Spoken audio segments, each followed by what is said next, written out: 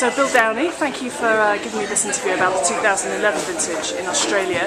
So regarded as a bit of a doom and gloom vintage because of the rainfall, lots of rainfall in the eastern states, and also because of the surplus, although there were lots of crop losses with disease pressure and so forth.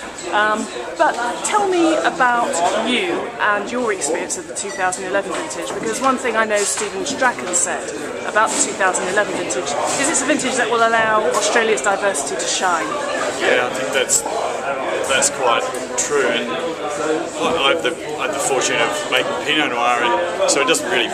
Pinot Noir likes it when it's wet and cold. Yep. In fact, in many ways, there are things about the 2011 vintage wines that I prefer to quite a few of the wines from the recent vintages, which have been often, like particularly in the case of 2009, it was so dreadfully hot that you couldn't make any wines that had any level of detail or a dimension which was appropriate for the variety. Whereas in 2011, harvesting had a much longer window of optimum maturity, which particularly in the case of somewhere like the Yarra Valley, normally you have a very small window of optimum maturity, whereas this year had an opportunity to really tailor the level of maturity in a way that hadn't been able to do for quite a long time. Okay. And tell me, Bill, you're making Pinot Noir in the Yarra Valley, in the Mornington Peninsula, and then Gippsland. Yes. So those three areas obviously have sort of unofficial sub-regions within them. So, you know, what worked for you? What were the strengths and weaknesses across those regions for you with Pinot Noir? Well, the further south you go, the cooler it gets, obviously, and so the more marginal it becomes, and that's when one grower in particular that we work with was really a marginal vintage from the point of view of actually reaching any level of acceptable maturity. But I think what happens when you have a situation like that is that the closer you get to disaster, the closer you get to perfection. So so in fact it turns out that that's the wine that I most prefer. Because right side of the cusp of ripeness is an exciting wine, isn't it? I think so, and that's normally not easy to do in some parts of Southern Victoria in some vintages.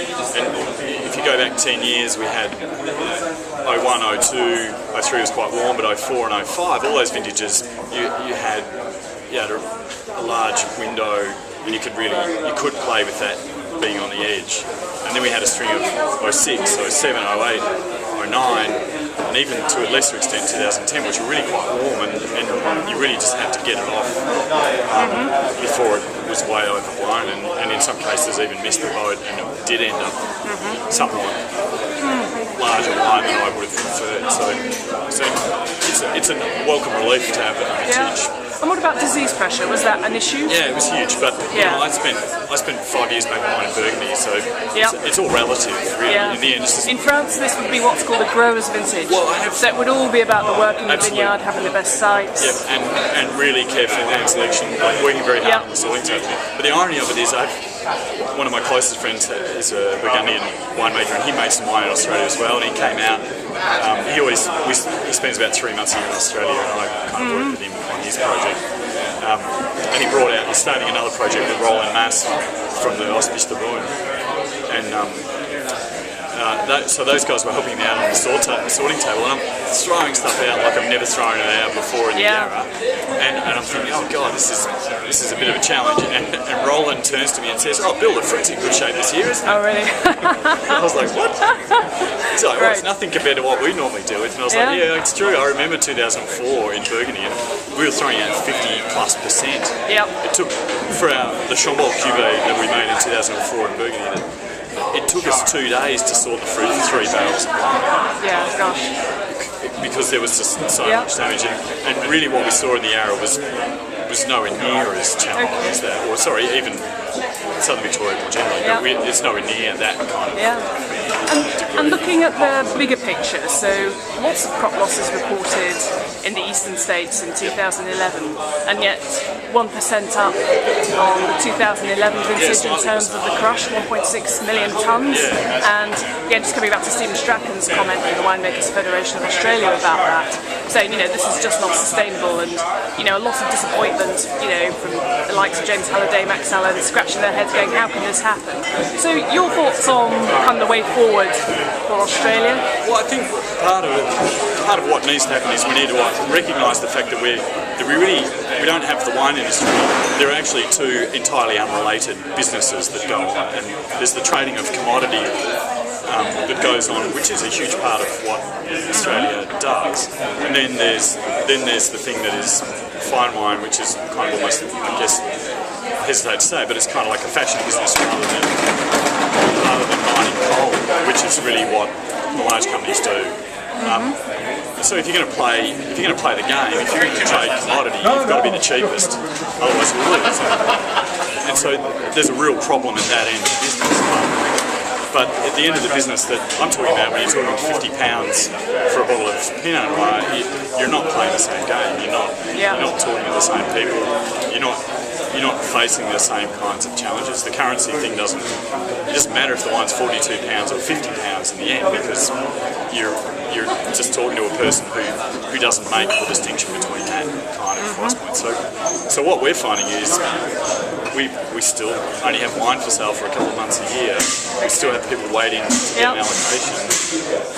We're not seeing the kinds of issues that happening at the commodity end. And I think the problem at the commodity end is not that there's too much wine. It's just that there's not enough people out there selling it in the right way. And there's a lot more competition. Yeah, and I think in a way it would be really, it would be foolish to go and pull a whole bunch of vineyard out and then find that we find a new narrative and a new way of thinking about what we do at that commodity end, and then we have a shift back to the kind of growth that we've seen in the past, which it's not unachievable. It's not an outrageous dream that we might continue to sell quite a bit of wine as we've done in the last decade or so. So if we pull a whole bunch of vineyard out and then got our act together, then we could potentially have a situation where, like we did it in the late 90s and early 2000s, where we had unsustainable grape pricing in warmer areas, which meant that applied an even greater pressure to that commodity wine market. So we could potentially see really quite volatile grape pricing, which doesn't really help anyone. So really what you're saying is, let's think about how we sell wine, and let's not panic. Let's have a think about what we're really trying to achieve and how we're going to achieve it. Okay, I'm coming back to your own experience with the 2011 vintage. Excited about Pinot Noir from 2011. Yeah, I think they're quite different wines to some of what we've had in the past few years, but not better or worse, just different. It's just, and there's a degree of aromatic precision to the wines which we haven't actually seen for probably since 2005. Fantastic. So, great. But they're much lower in alcohol. They're much lighter in colour, but they're not lacking for structure or length or aging potential flavour. So, no, I'm quite positive. And on top of that, I guess maybe it's the first time we've built a winery finally and my farm at home. So being able to make wine in there, I was always going to feel better. Special vintage for you then? Yeah, being able to do that. It's been a long time coming. Okay. Yeah. Great. Thanks so much, Bill.